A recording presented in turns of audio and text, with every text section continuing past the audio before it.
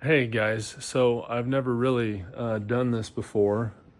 I recently installed a 347 Blueprint 347 stroker in my 91 Mustang, and had the old EFI 50 in it, and you know. It ran fine, ran really good, but was looking for more power and honestly something that I could kind of work on myself. And I'm old school, so looking for carburation and just an old style 302 that I could mess with and do what I wanted to with.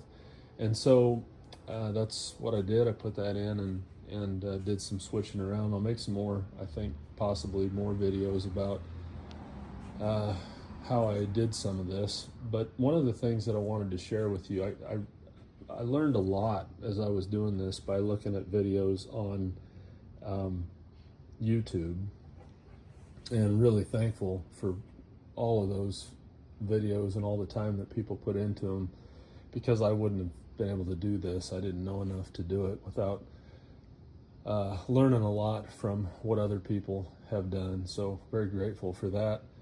But one of the things that I found was that when you do the EFI to carburetor conversion on one of these, and you've got that fuel pump in the tank from the old EFI system that pumps a whole lot more fuel than you need for a carburetor,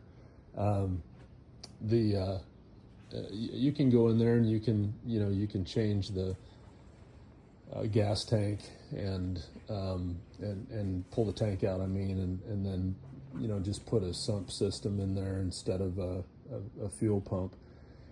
But if you don't want to do that and you want to leave that fuel pump in there and use it on carburation, you somehow have to reduce the fuel flow immensely. And what I see on YouTube is a lot of people who are spending a ton of money on regulators from Aeromotive and places like that are super expensive, and they use those to reduce that. And I want to show you what I ended up doing that works. It works really well. You see right over here is my system. And all I did was I bought this really inexpensive fuel pressure regulator. I think it was less than 15 bucks. And I used a gauge too. I attached a gauge in there that was also around $15, I think. But anyway, I just split off the fuel line, and there's a return line and there's a pressure line that comes from the tank and then back to the tank in the old system. And so all I did was put that regulator in there and then split it off so that the extra pressure, the extreme fuel pressure from that old fuel pump, EFI fuel pump, that fuel just goes back into the tank, splits off, goes back into the tank, and then it's regulated to the carburetor through the cheap regulator there. And it works really well. So the engine runs great, and I'm running, I don't know, 4 or 5 pounds, sometimes 6 maybe pounds of fuel pressure to the carburetor, and that's plenty. Gets plenty of fuel and runs really well, fast.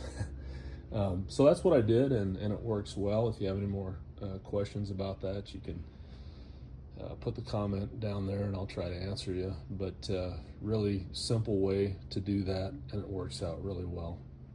That's all I got for you. Thanks.